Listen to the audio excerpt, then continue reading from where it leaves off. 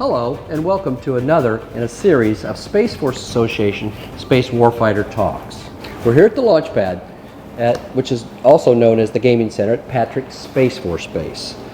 It is my pleasure to introduce Major General Stephen Purdy. Glad to be here, thank you. It's really amazing here because we're at this incredible gaming lounge that is kind of established under your tenure, and I hope you get some chance to talk about this a little bit. Absolutely.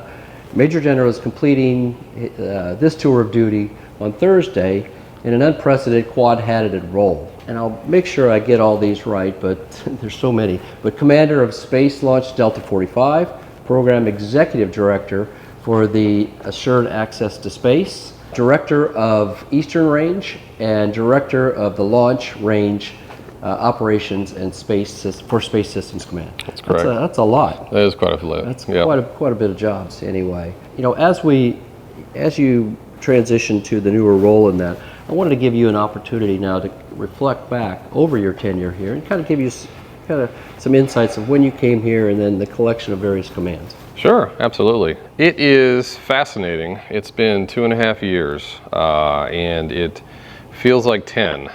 And I think not because it's been a long period of time and it's been terrible 10, it's just been so busy. Mm-hmm. The name of the game in this location, in this job, has been change.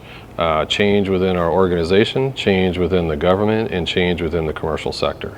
And you see that reflected in almost everything here. 2.5 years ago, we were still in COVID. Mm-hmm. This base was a wing. We reported to Space Operations Command, and there was no SSC, there was no PEO for assured access to space. Since then, and we did something like 31 launches. This acquisition officer who never dreamed of becoming a base commander was suddenly a base commander. That's not something that's in our career field. And so that caused me, quite a bit of concern to even understand what that is. As an acquisition officer coming down here, we're not really trained to run a base. It's not even in our career plan to run a base. And so I spent a lot of time and a lot of fascinating interest of mine exploring the base.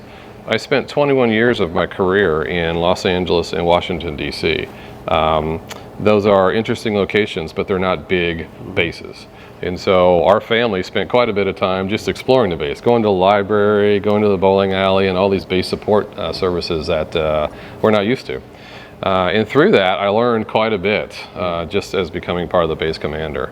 But then over time, so much change has occurred. We became a Delta, Space Launch Delta 45. I became the S3 for Space Systems Command. I became the PEO of Assured Access to Space, which meant I now had responsibility for Vandenberg and the roughly $18 billion NSSL, National Security Space Launch Weapons System that the folks out in Los Angeles manage. Through that, a fascinating change occurred because we became integrated in the only integrated organization in the Space Force. And that allowed us to really set new trailblazing paths going forward. You've been a really active supporter of the Space Force Association, especially here in Central Florida, where we kind of were a fledgling organization establishing a chapter for Florida. And over the course of the year, I think you were very supportive of our activities, and I know we recently had a luncheon and you kind of expressed how important organizations such as the Space Force Association are to the Guardians, and especially the Guardians and Airmen at this space. Can you elaborate on that? Yeah, sure. So as the Space Force is such a new entity, we need all the support that we can get, and I'm a big fan of any additional support organizations, especially space-focused support organizations, that we can get as a collective to help push forward the message of the Space Force. In particular, also, because I had spent so much time in Los Angeles, there were multiple professional organizations that supported the base. And there wasn't really, when I got here, it was COVID and everything was kind of shut down. So I was looking for any avenues to engage those professional organizations. So it's been a great opportunity, I think, for both sides. Yeah, wonderful. The launch cadence and launch requirements have grown significant for your tenure here. Yep. Can you talk a little bit about what's your thoughts on the ability to meet this command and some of the challenges? Yeah, absolutely. So as a quick refresher, the launch rate on the Cape and Vandenberg have basically doubled the last 2 years. So here on the Eastern Range, it was 31 launches a few years ago, 57 last year, and we're looking about 90 this year. Vandenberg is similar in that it was about 10, roughly about 20, and looking at about 40, roughly equivalent. What's fascinating is most of that is driven by commercial launch. It's like 80–90% is commercial launch. And so we have run fast to keep up with that. Luckily, I am the beneficiary of previous commanders from a couple of commanders ago that started laying down some of that new groundwork. Started laying down changes in the way that safety and range scheduling do their business. And based on that, it took some time. We actually started getting faster and better and better. And right now we have a culture up there on the range to look for any possibility to go faster, any possibility to collaborate with folks like the FAA and US Navy to get another couple of minutes of launch time. So we've managed through each one of these to look for new opportunities to save some time, get another launch slot. And with that has come an ability to accept more and more launches. So pretty exciting time. And we're not done yet because we expect that we'll probably have, we're planning for something on the order of 200, 300, 400 launches in the future based on the amount of commercial entities that are up in the range. So we have to keep our nose to the grindstone and keep improving just like we have for the last few years. This was I was going to ask you about this question, and this came from other people asking. Was everybody's always, especially from industry and community and just civilians as a norm, who's making the launch call, and is there any good stories you can talk about pressing the button, so to speak? Yeah. So I used to joke with my dad about pressing the button. My dad was a Space Force acquisition and did launch, and way back in the day there actually was a button, but pretty long ago we removed the button, and for a while there we had a fake button that people could feel good about. So years ago there was a button, so it's all automated now. And that's all by design, because we want to take the humans out of the loop, and we want to make things faster and better. But it's an interesting discussion when you say who makes a launch call, because there's actually a couple different players in that, and many people forget that. There is a range leader, a launch decision authority from a range perspective and a range safety, which is myself or my delegates. But from a mission perspective, there's a launch director or a mission director who's responsible for actually launching the rocket and the payload themselves, and they're responsible for the commercial payload and rocket or for the government. Okay. And interestingly, when it's a government launch, those are actually my folks with another hat that I'm managing. So we'll have two elements of our organization on the floor cooperating together. So pretty interesting times. We've had quite a few interesting launches. We've had opportunity to launch 2 rockets within something like 10 or 15 hours of each other on the Eastern Range. We launched 2 government launches within 60 hours of each other, which was unheard of in our world. We just recently launched a launch on the Western Range and Eastern Range almost at the same time. We actually had even approved on the Eastern Range not too long ago 2 simultaneous launches at the same exact time. The industry partners weren't ready for that, so we actually we beat them a little bit, which is pretty fun. But they promised us next time they're gonna catch up to us. So we're coming close to a point at which we'll have a couple simultaneous launches. Wow. Which is you got to be in that position in order to allow for all of this throughput and all this launch. It's fascinating. I've had the opportunity to be part of some of the Forge activities. Yeah. And I was a judge on one of some of the amazing innovation ecosystem, you might say.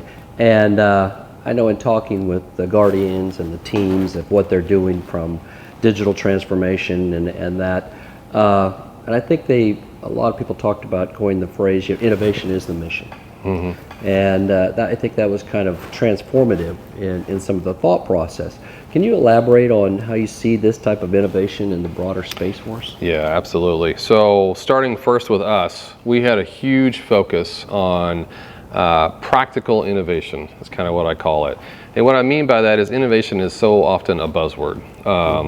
And it's something that you talk about and you usually throw in some other cool buzzwords like AI and ML and DE and some other stuff.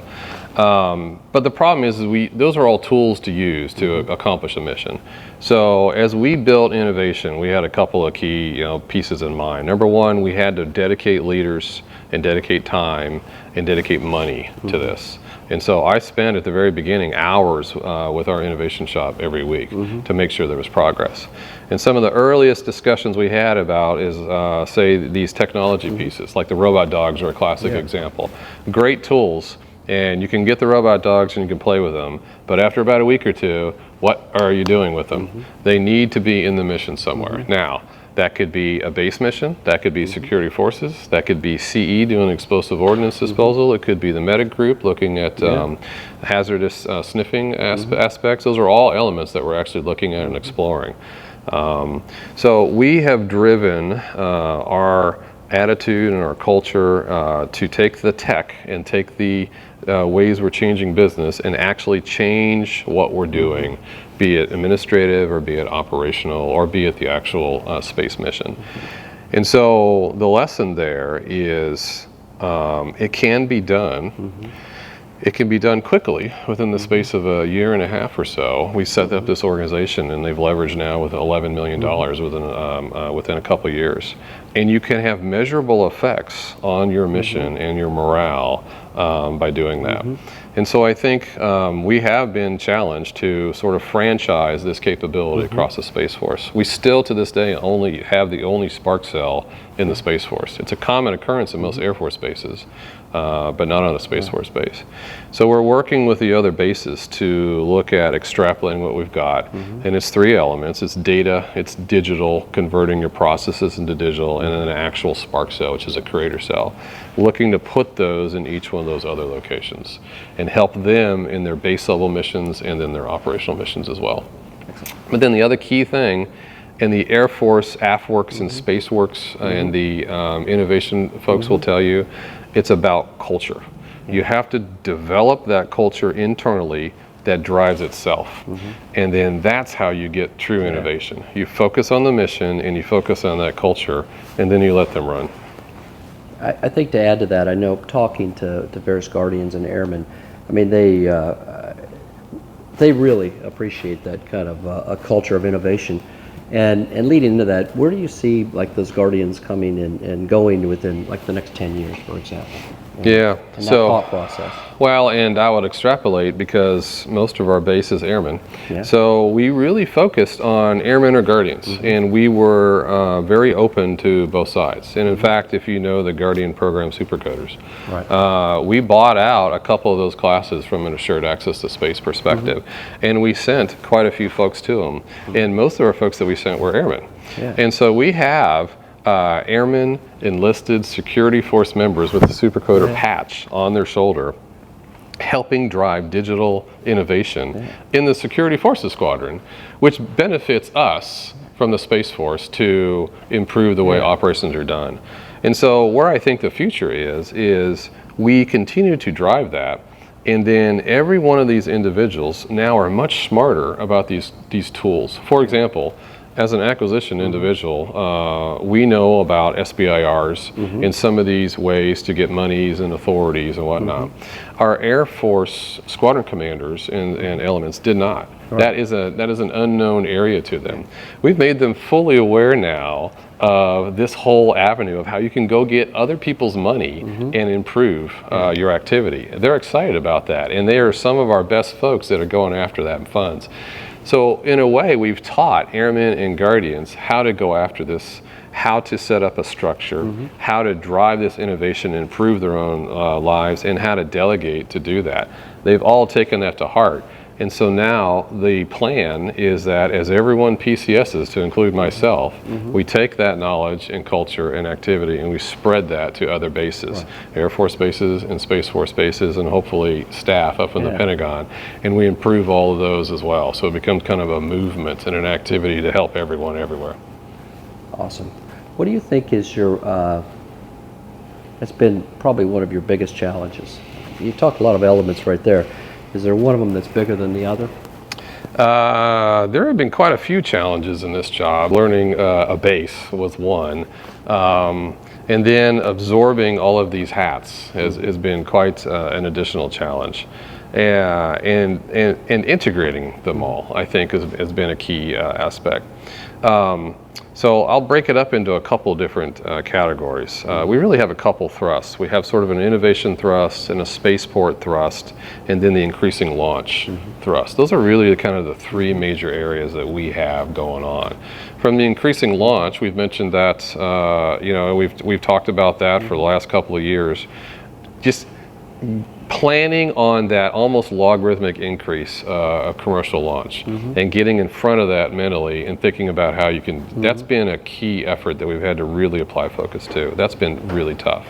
From a spaceport perspective, basically fundamentally changing the way we do business on a spaceport. They used to be considered just test ranges, and we're trying to rip them out of that mindset into, yes, you're a test range, but you're also like almost like an airport where you provide services and build a commercial model on a military base to get after that. And so a lot of work has been done there with congressional interaction and legislative proposals, and that's been really tough. And then on the innovation side, one of our favorite pieces, that's tough work. We're sitting in a really good spot now, but that's a lot of extra credit work that you have to spend time doing. So setting up the structures, finding the right people to lead it, finding the money to seed corn some of that, and then constantly driving and helping folks understand what this whole world is, and especially if they had not been previously sort of released into that world or didn't know, so training them and getting to that point. Each one of those areas has had its unique, tough aspects. And then finally, in defense of the launch system acquisition folks that are out in Los Angeles, we are probably the #1 program, if not in the Department of the Air Force, certainly in the Space Force, and probably in the Department of the Air Force, and probably in the DoD, with congressional inquiries and press questions. Launch is just a very popular topic by many folks for many reasons. It's very visible, there's a lot of money. So the number of queries that we get and questions that we get and helpful insight and not as helpful insight is intense. So that's a lot to manage, and the team out there does a great work trying to work through that.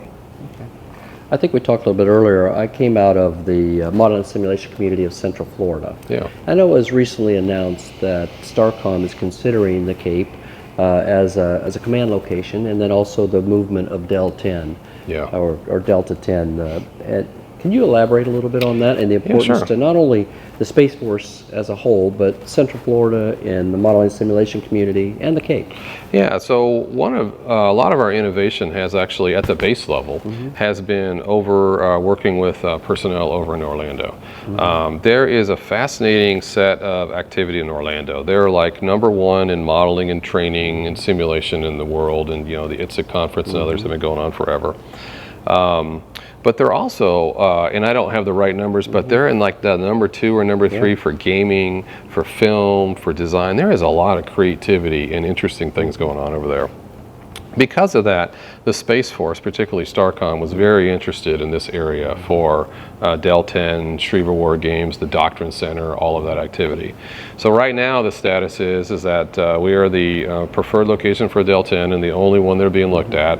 And so there's a really good chance that will land here. That's going to be fascinating. That's a Space Force Doctrine. That's Schriever War Games.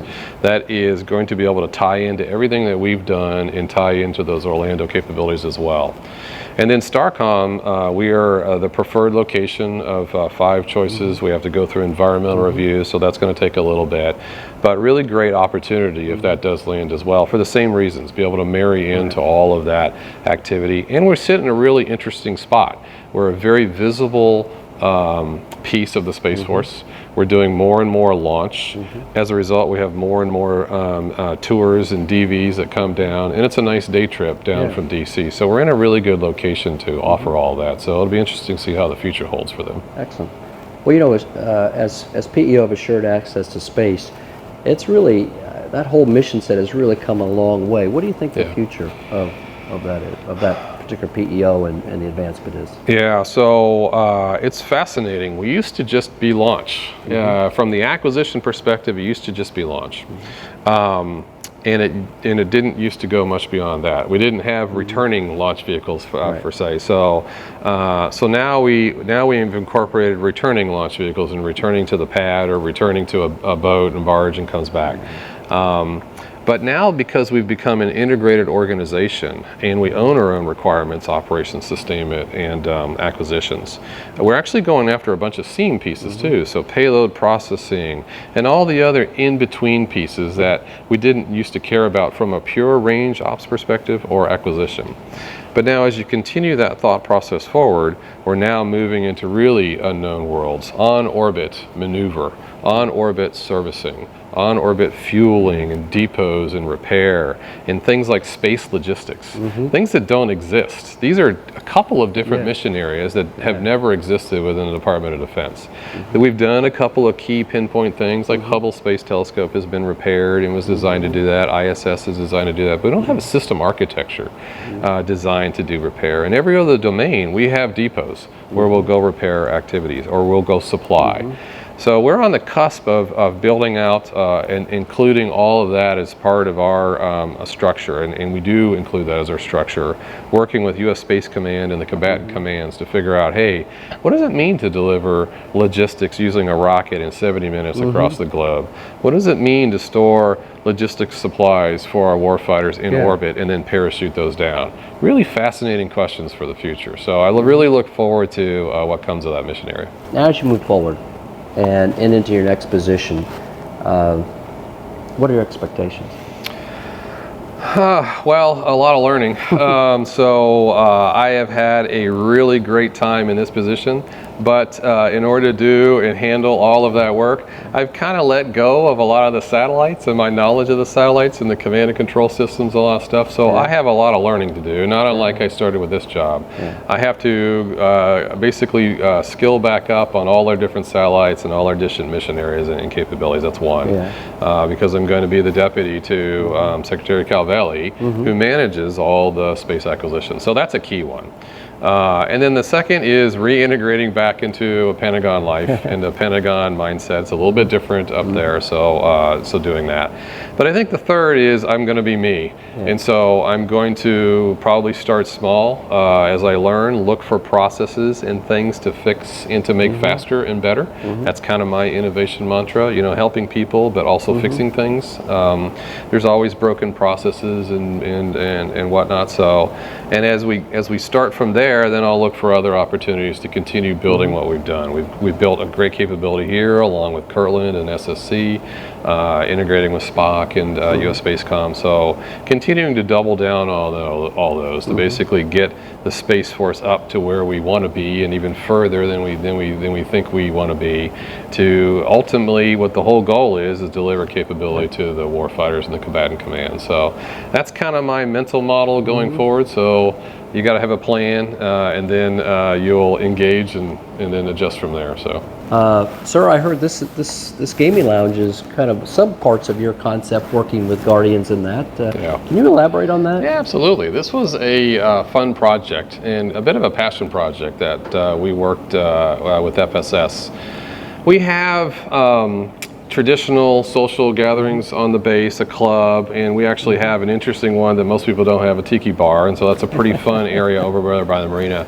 But we don't really have an area geared for the youngest and the digital, and I happen to be a gamer. And so I'm aware of that kind of a culture, especially among the younger set. And so we had a passion to set up a place that was actually a lounge, a get-together location, a social location. So we didn't want an internet cafe, we wanted a lounge. So this lounge is designed and look and feel, it's kind of bright, there's lots of things going on, but there's couches, there's chairs, we have PCs, we have VR systems, we have PlayStations and Xboxes and Switches. And the whole point was it's walking distance to the dorm, and it's also near walking distance to many of our TDY dorm building locations. And it allows a place for our Guardians to come in 24/7. They can come in after hours and they can hang out here. We've got some food and drink vending machines. And it's interesting, some self-forming gaming groups have formed. There's a D&D group that forms, I think on Fridays or Saturdays that meets. Yeah. There's a gaming council that meets on their own. And it's getting after that, the different cultures that, that different generations have. And this one, we wanted to provide an environment for them to explore and to hang out in. But there's a tie to all that digital element, the Space Force, the Guardian mentality, that digital piece. There's a tie to all that. So we wanted to allow kind of this social environment that could then bleed over into the work environment. Again, back on the innovation side of things. Yeah, absolutely. Thank you, General, and we really wish you luck in your new role. Thank you. And I know that from somebody who's been part of this community a little bit, you'll be greatly missed. By the way, what's your favorite game? So if I had one favorite game, I usually go to Skyrim. Skyrim is the game that I like the most. It's an Elder Scrolls V. It's a part of a series. But I generally like any open world exploration. So your Fallout 4s, or even your GTAs, your Red Dead Redemption that's playing up here, or your PlayStation Horizon Zero Dawns that are back here. I love open world exploration. Long ago, I was a first-person shooter type, but you know, I'm a little older and I don't have time to memorize maps, and so I don't do so well. So I like to run around mountains and pick flowers on gaming because it's kind of peaceful. So I enjoy that. Yeah. So as you transition, what are you going to miss the most? Well, so honestly, I've spent 21 years of my career in either Los Angeles or Washington, D.C. So I'm about to go back to Washington, D.C. So to be truthful, I feel like I've died and gone to heaven having come down here. I had never really been at a big base before, and to be one that's on a bare island that has beaches, that's kind of quiet and calm, and we got a tiki bar on the base, we have a gaming lounge. I'm gonna miss it all. Coupled with the fact that we have just the most dynamic launch mission. So you can walk out almost once a week, if not a couple times a week, and watch a launch. All of that is just fantastic. And so it does break my heart a little to have to leave and to go work on staff again. But you know, we all have to move on in life. And so I wish General Panzerhagen the best of luck. She's got an amazing team to carry her forward. And I look forward to new and exciting adventures in the Pentagon. Awesome. Sir, thank you for your time here today. Thank you. It's been absolutely fantastic. Look forward to seeing your next adventure. I want to remind everybody that we have the T-minus 10-mile run coming up, a golf tournament, and the Space Power Conference in December. There's three events you do not want to miss. Yeah, General, absolutely. I assume you'll be there. Absolutely. I'm working to be down here for that. Awesome. Thank you.